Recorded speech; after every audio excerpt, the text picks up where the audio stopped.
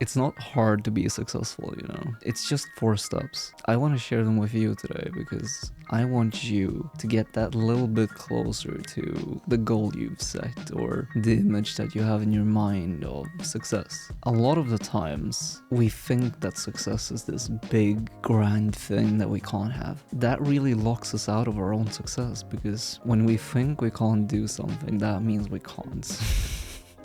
This is one of the things that I found the hard way.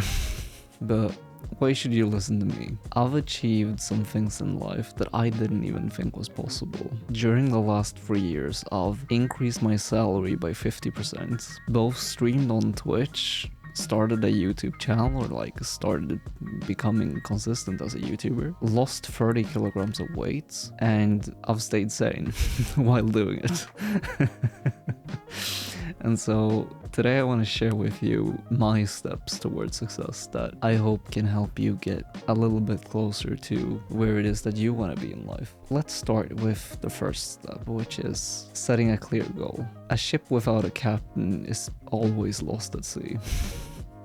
If you don't know where you're going, how are you ever gonna get there?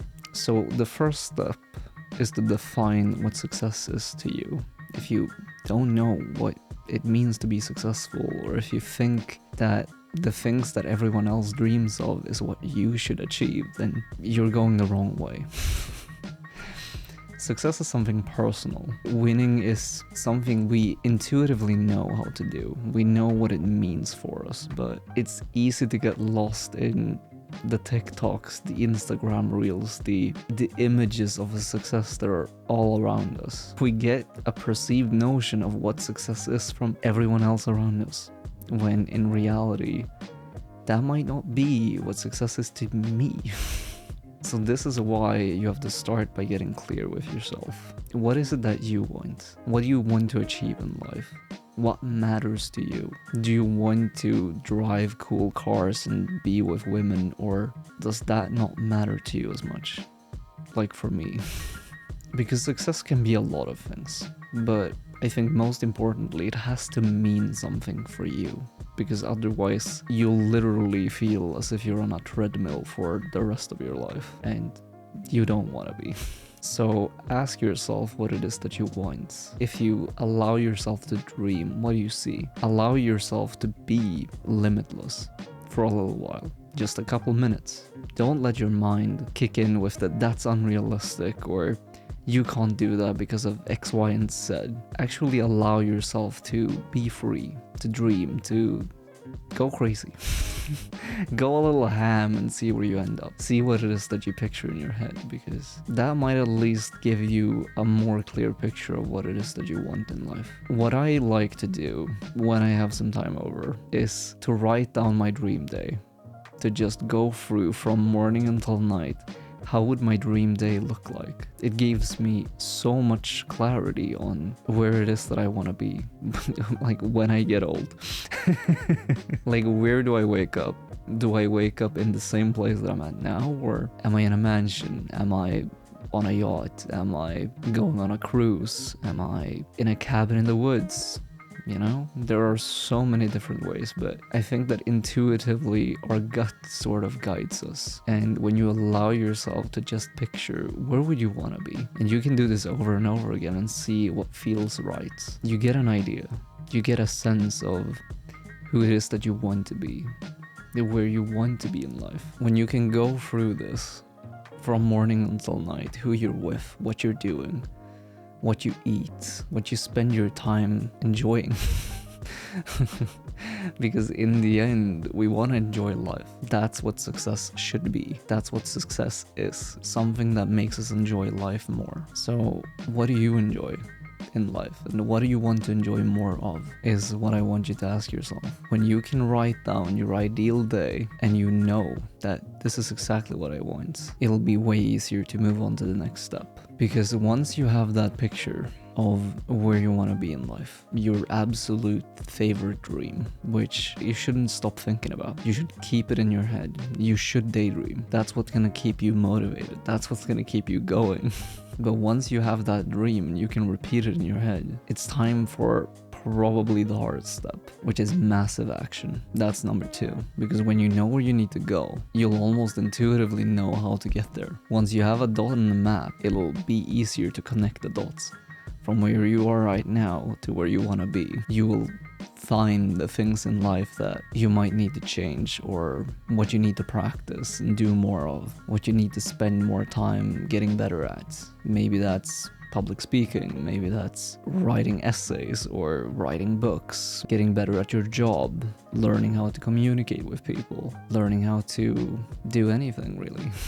Anything that moves you closer to your goal is what you need to do. And you're gonna have to do a lot of it. Take massive action. Don't be afraid of looking bad, because you will. That's part of it.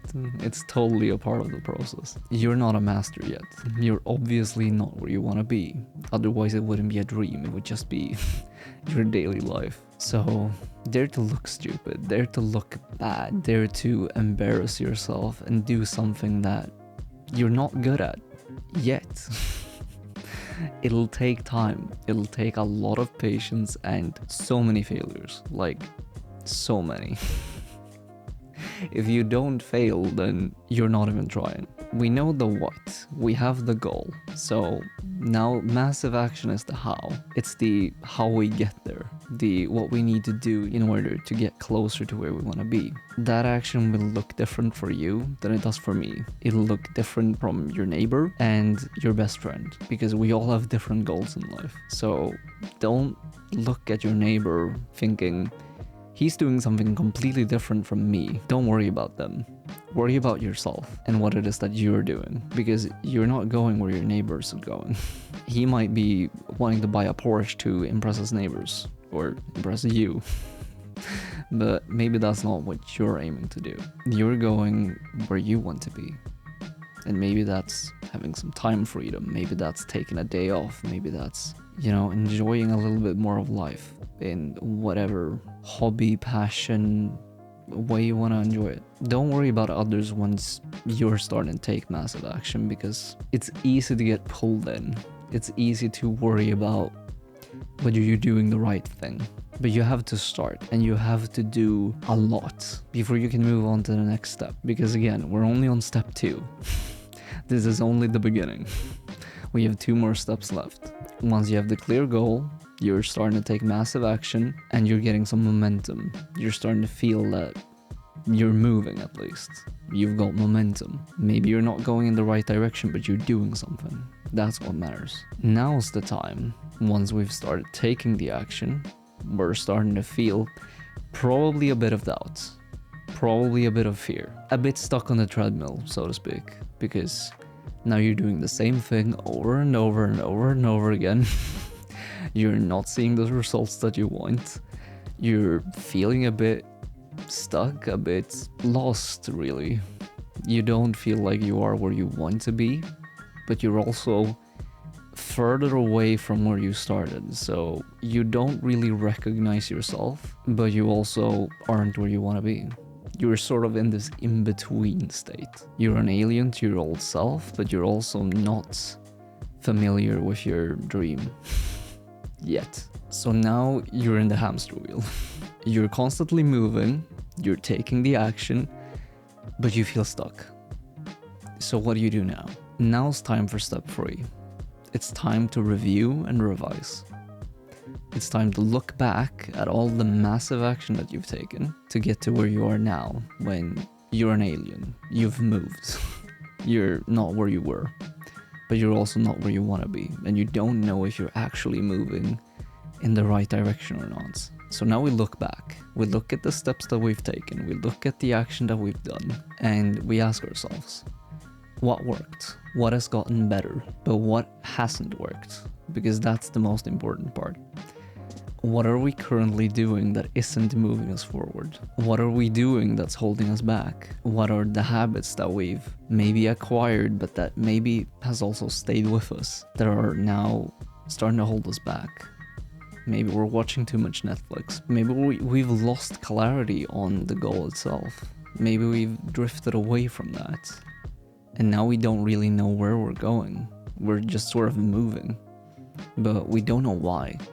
And We've lost momentum. You can end up in a lot of different places once you start taking action. And so this is the step where you get that clarity back and you start to understand, maybe I moved in the wrong direction. Maybe it's time to change course, do something different, change my strategy. Not changing the goal, mind you, because that should stay the same unless you realize that you're moving in a direction that you don't want to go in. Then maybe you can revise and change that.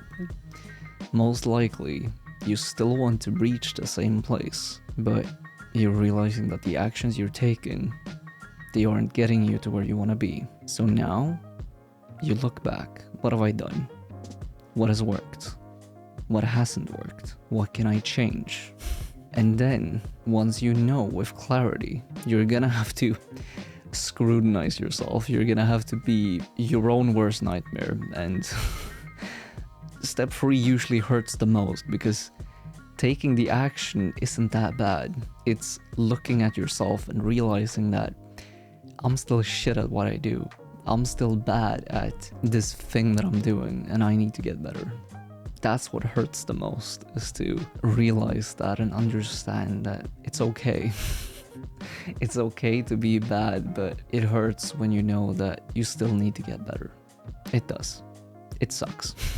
But it's part of the process. And so you have to embrace that you're not perfect and you're not where you want to be yet, but you've made progress, and that's what matters.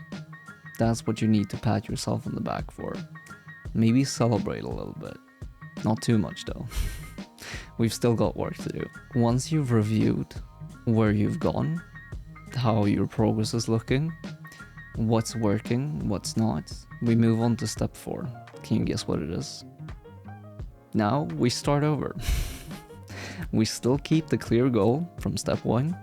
We know where we want to go. We have the dot on the map. Now we start taking massive action again, but with the revision, with the review in place.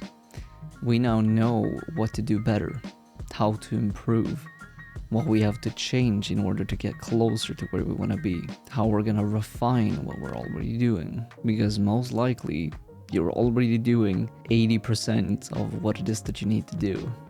Now we're finding the last 20. Now we're finding the ways of making that better, getting more from the action that we're already taking. Because usually the first round of massive action is banging your head against the wall. You haven't done this before. You don't know how to do things. You're learning, which means that it takes an extreme amount of time to get a tiny amount of progress. That's how it is. And that's okay. But this is where, once we improve, we might be able to squeeze more work into less time, or accomplish more with less. Because now you have the knowledge, now you have the experience that you didn't have when you started. That's what you gain. So now you take a massive action for, again, probably a pretty long time.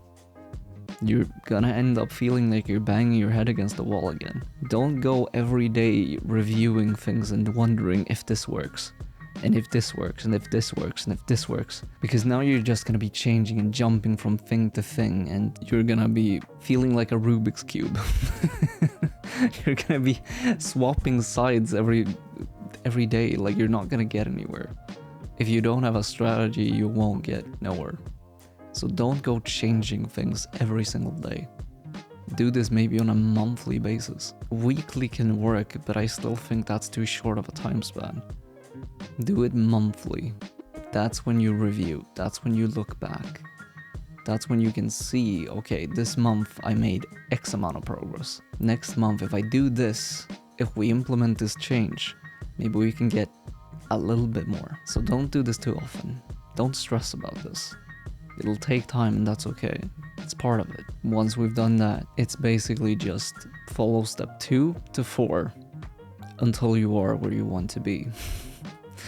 That's how you reach your goals. That's how you get better. Eventually, you'll realize that through persistence, through hard work, dedication, and not losing track of step one, not losing the goal.